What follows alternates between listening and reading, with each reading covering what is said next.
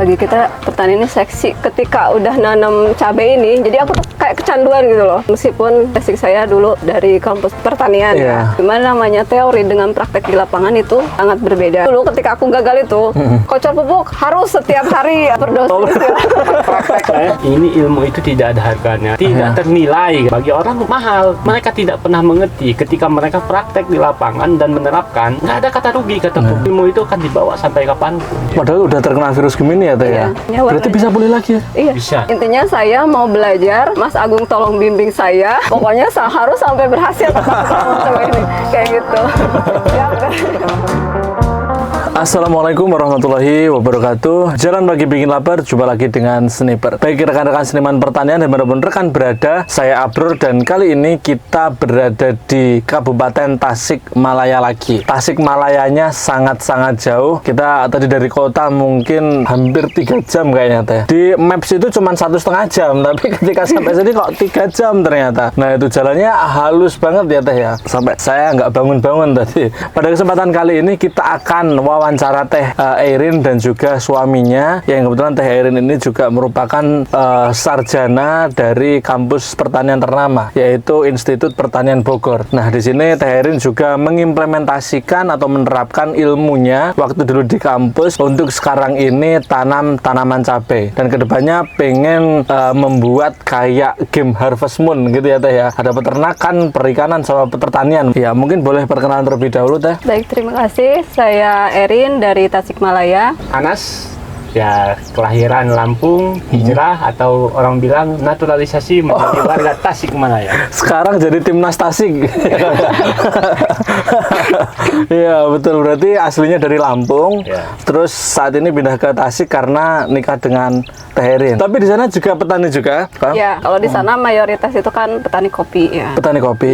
Berarti Akang juga dulu di Lampung petani kopi juga. Ya, saya menarik di cabai ini karena saya kan petani kopi, petani musiman, sedangkan cabai ini kan ya lebih singkat masa panennya, tapi penanganannya butuh lebih serius. Gitu. Nah, kemudian kok bisa setelahnya dari petani kopi dulunya di Lampung, atau memang ada pandangan setelah Teh Eirin dan Mas Anas ini di Lampung pindah ke Tasik mau jadi petani cabai gitu? Udah ada pandangan memang? Sebelumnya sih yang punya ide untuk tanam itu abang ya, nanam cabai gitu. Terus kemudian karena beliau ada kesibukan lain, akhirnya saya yang ambil alih. Ini sebenarnya baru ya kami itu nanam cabai, bisa dibilang terlambat, tapi nggak apa-apa ya daripada tidak sama sekali gitu kan. Gitu.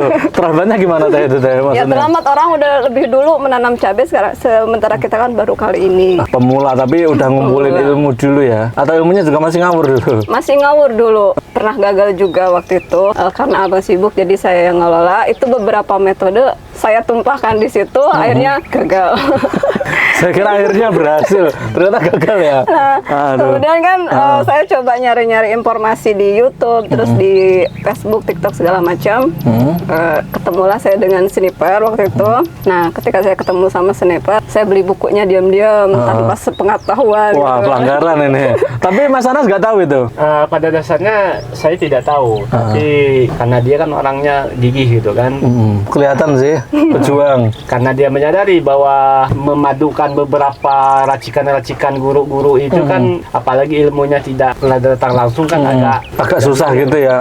Dampaknya yaitu tadi terlalu banyak racikan, akhirnya yang menerima racikan oleh yang sendiri. Iya, jadi aku tuh sampai mencoba untuk menjelaskan ke dia, minta kesempatan lagi untuk nanam ya yang ini kan. Nah, berarti sempat udah nggak mau ini ya Teh ya? Bukan, jadi ya khawatir lah, dia kan supply donaturnya gitu. Jadi saya mencoba untuk mengajukan proposal. Gitu ya? mengajukan proposal dan meyakinkan bahwa kasih saya kesempatan sekali lagi untuk nanam yang ini gitu.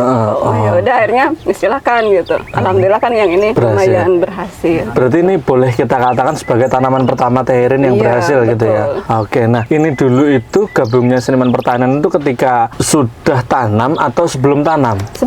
Sebelum ya? Iya, pas mau tanam ini. Kebetulan dulu masih fokus yang di sana kan, yang gagal itu. Jadi sempat konsultasi juga dengan Mas Agung, Mas Daniel terkait dengan tanaman saya itu yang gimana gitu. Akhirnya kan mungkin udahlah, bisa dibilang menyerah mungkin ya. ya, karena satu efisiensi waktu juga efisiensi gitu, ya.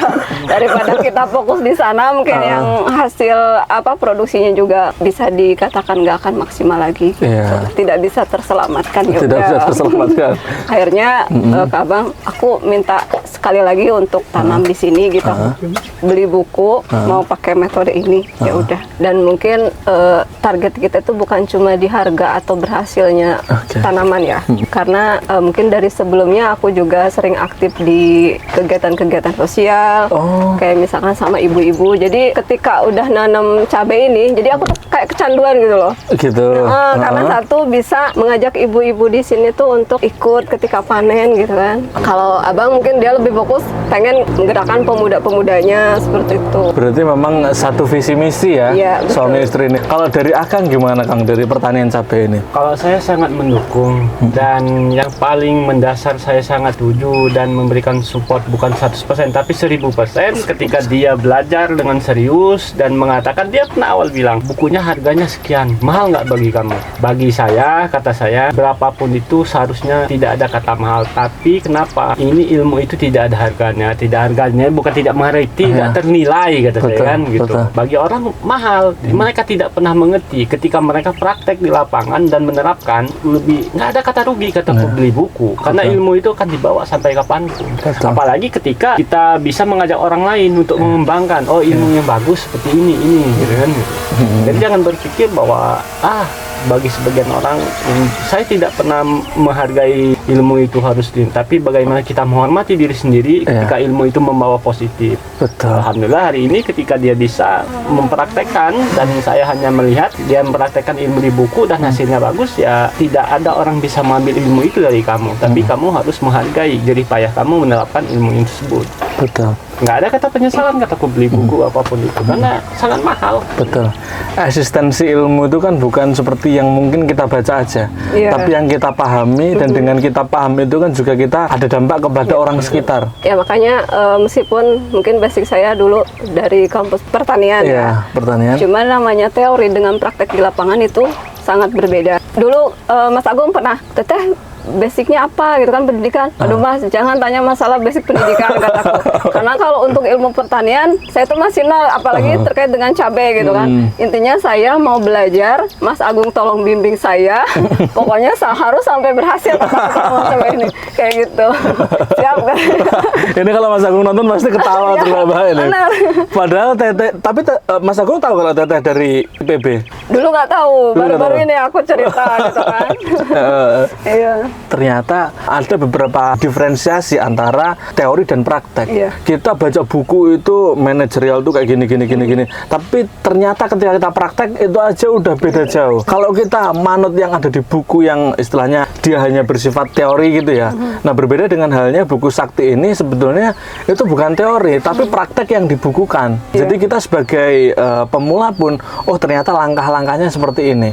Kayak kita itu belajar berjalan gitu loh. Kan kayak didikte gitu ya, memudahkan bagi petani pemula lah istilahnya kayak gitu. Tadi juga dari Akang kan pengen, kata Teh Erin kan pengen mengajak pemuda-pemuda. Nah itu maksudnya gimana itu? Di sini kan lingkungannya masyarakatnya bertani, mayoritas yang bertani sekarang umurnya udah di atas 50 tahun ke atas semua. Jadi kan 10-15 tahun lagi kalau tidak ada regenerasi niat generasi muda untuk bertani, ya maka lahannya akan tidak produktif. Makanya saya mengajak, apalagi di sini termasuk daerah yang cukup baik dan bagus untuk bertani, khususnya ketika ini daerah sawah ada hujan dan ketika masa kesulitan untuk tanam padi, diaplikasikan ke tanaman cabai. Ini peluangnya berkali lipat. Artinya dari penghasilan meningkat jelas. Dari biasa nanam padi ke cabai, terus perawatannya saya kira lebih ruwet nanam padi daripada nanam cabai. Tapi resikonya akan sangat besar. Karena apa? Kalau kita tidak punya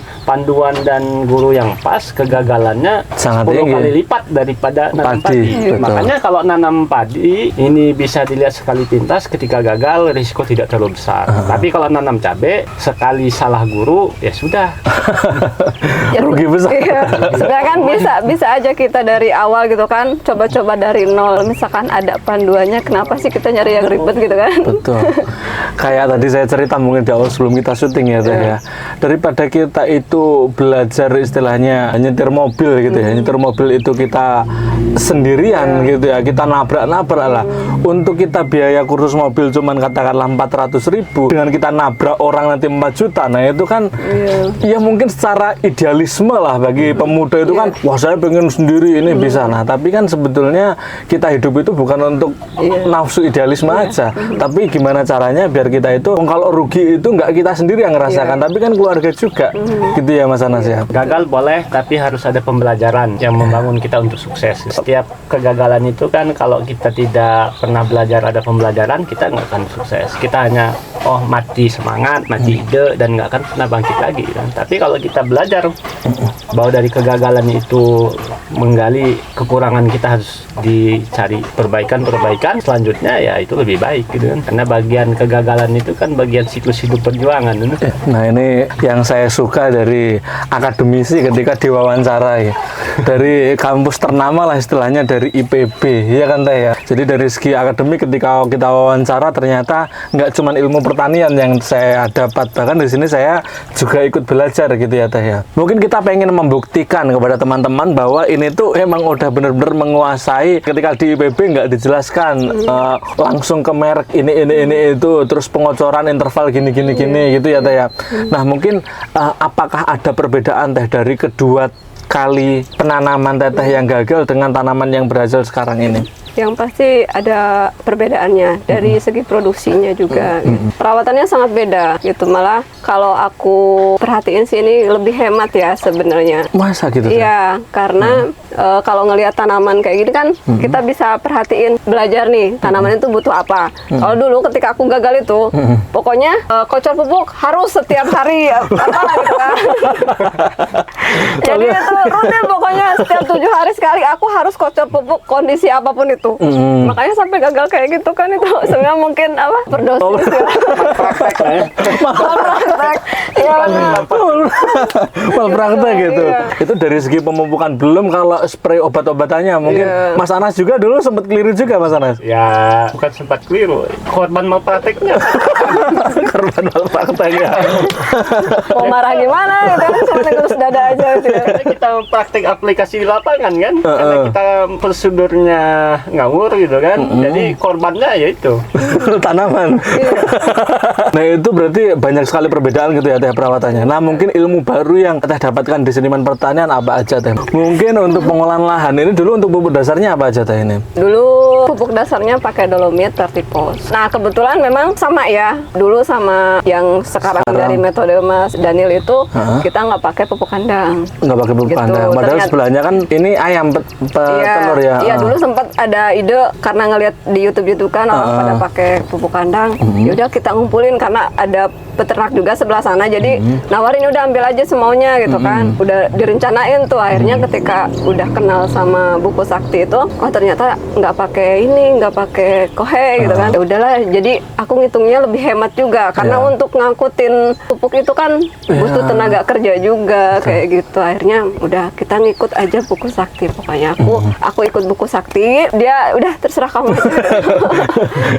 Jadi aku tuh sebenarnya kayak gimana ya, ini uji mental juga ya. Kalau gagal gimana ini? Nama saya tercemar gitu. Diizinin lagi kan, mau nanam lagi. Nah, alhamdulillah setelah ini berhasil, kami kan ada rencana mau buka lahan lagi. Perluasan lahan. Perluasan lahan. Jadi abang satu lahan, aku satu lahan. Oke. Ini maksudnya nggak buat ini ya musuh-musuhan versus gitu ya? Musuh-musuhan. Iya, jadi nanti bersaing siapa yang paling bagus. Iya, paling bagus. Karena persaingan kita tidak sehat tapi menyehatkan. Kita berkompetisi untuk membuat tanaman cabai unggul berdasarkan panduan sniper. Tidak sehatnya adalah semua hasilnya masuk ke dia. Ini sangat tidak sehat Mas. Ini Kompetisinya sehat, hasilnya ini berarti bendahara negaranya ya kayak. Polda, polisi dapur. Udah polisi dapur. Ya sangat-sangat tidak sehat rasanya. Karena outputnya nanti ke istri semua ya Kang ya. Ya tapi nggak apa-apa lah, nanti ketika kita istilahnya sudah menguasai ilmu pertanian, kita berhasil tanam, itu kan merupakan kepuasan batin sendiri gitu ya. Mungkin harganya oke lah sekarang lumayan rendah gitu ya. Tapi mungkin dengan kita mengikuti SOP panduan Buku Sakti, kita kan per batang harusnya Iya. itu sampai usia 110 HST itu mungkin kemarin seperti Om Damar itu hanya Rp2.500 saja. Jadi satu lubang itu 2 tanaman. Ini berapa tanaman teh satu lubang? Satu Ya. kebanyakan 1, tapi ada yang 2 juga sih. Tapi hasilnya sama kan sebetulnya? Sama. Nah, itu Iya. kan nanti untuk mengefisiensikan ya, efisiensi kan tetap ada di sini. Iya. Nah, itu agar pupuk kita nggak terlalu terbuang sia-sia, satu lubang 2 tanaman atau 2 batang itu insya Allah masih bisa. Iya. Dengan pupuk kocor nutrisi yang sama gitu. Iya. Ini kan kita lihat di sini nggak ada yang kena Gemini ya Teh ya, dan juga layu. Nggak ada yang layu, nggak kena Gemini juga. Nggak ada Gemini. Yang ini ada cuma dua batang yang kena, cuma udah pulih lagi. Udah pulih lagi. Sempat waktu itu Mas Agung nanyain, coba teh fotoin, aku lupa yang mana yang dulu ini apa pernah kuning gitu kan, karena sekarang udah sama lagi bunga itunya daunnya. Berarti warnanya. bisa pulih lagi ya? Iya. Bisa. Ya. Padahal udah terkena virus Gemini ya Teh ya. Untuk amunisinya Aku kalau untuk ini ikut SOP full. perawatan, iya. Untuk kocor tricho snipernya Iya. per berapa hari sekali? 12 hari. 12 hari sekali. Untuk Premino Preminonya 10 hari ya. 10 hari sekali, ya. Pokoknya yang sesuai arahan dari Sesuai sana. arahan, Aku lupa ya. ya harinya berapa. tapi ini aja saya sengaja kasih kuis sih ini. Ini nyuruh orang suruh pegang buku atau memang menguasai Teh Herinnya, tapi menguasai beneran ya. Nah, dari Mas Anas ini kalau sama Teh Herin untuk sekarang ini keahliannya kira-kira lebih ahli siapa ini dalam pertanian? Dia lebih dan orangnya dia selalu mencari apa sesuatu yang kira-kira kurang dan selalu ketika sudah satu guru dia nggak mau pindah-pindah. Oh, oke. Nah, ini Setia ya? unggulannya. Setia ya. Ketika dia mau beli buku itu saya bilang ya sudah saya mendukung gitu. Jangan berpikiran aneh-aneh karena kan ada di sekeliling masyarakat dan lain-lain mengatakan ya itu termasuk harga dan lain-lain, ada yang mengatakan ini, tapi bagi saya itu ketika saya bilang ilmu itu tidak bisa dihargai dengan nominal, ya buktinya hari ini yaitu karena saya ikhlas dan dia juga mau belajar. Apalagi saya kan dari anak petani. Kalau berbicara harga itu kan nanti bonus ya. Iya. Karena kita tidak, tapi ketika seorang petani benar-benar petani, tolak ukurnya kebahagiaan seorang petani adalah ketika ngelihat produk dia itu bagus. Itu harga diri. Apa yang dia tanam, dia jaga dan pelihara dan berbuah dengan baik, dan itu bisa dibilang di atas rata-rata bagi saya pribadi kan. Karena ini sangat ini Memuaskan ya. Ini harga diri saya itu di cabai itu harga diri. Bukan kalau harga itu kan kita tidak bisa menentukan, itu kan tergantung pasar. Tapi kalau kita sudah megang suatu barang atau suatu produk, bertani di cabai atau sama kayak kami tani kopi kan. Dulu di Lampung kami tidak, kebun kopi saya bagus gitu. Ya, Sama itu kayak harga di diri, sini. ya. Apapun yang jadi penting produk kami, bahan kami bagus gitu. Ya. Karena nanti kan masalah rezeki akan mengikuti gitu. Betul. Gimana pun caranya, mau harga berapapun itu, kalau seperti tanaman kami ini terdahulu yang gagal, apa yang bisa dibanggakan? Ya, betul. Malah makin panas. Harga cabai mahal, punya kenapa nggak jual? Gagal panen. Gitu. Iya, betul. Kan kita yang mengikuti ketika harga cabai mahal, punya kita bagus, berarti kita kan wah alhamdulillah gitu. Jadi, harga diri seorang petani itu sebenarnya di produk pertaniannya sendiri. Iya, betul. Produksi pertaniannya yang bagus gitu ya. Iya. Terus kan kenapa kita memilih pertanian ya, pangan kan? Ya bagi kita pertanian ini seksi, kalau menurut orang-orang sekarang bilangnya seksi ya.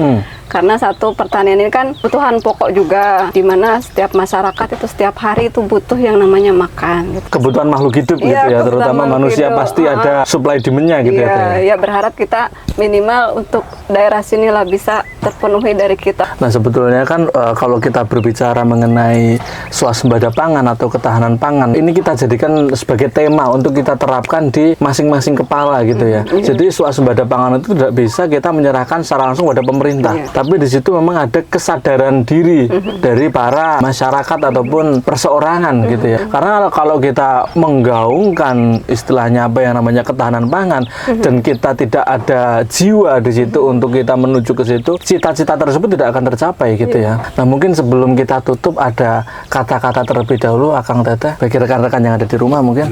Jangan pernah takut untuk gagal selama kita memetik ilmu dari kegagalan kita. Karena dari kegagalan kita akan belajar untuk menyempurnakan apa yang akan kita lakukan di masa depan. Siap, terima kasih Akang Teteh atas waktunya. Di sini saya bukan hanya belajar mengenai pertanian saja, tapi di sini saya juga membentuk pola pikir saya. Jadi setiap petani yang saya temui di setiap konten itu pasti memiliki pandangan hidup masing-masing.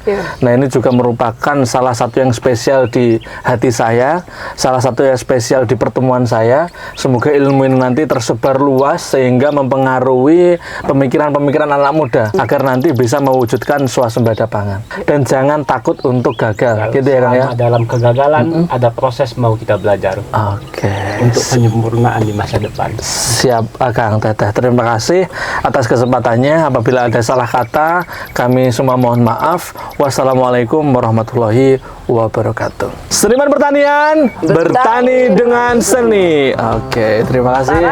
Sarange. Velocity.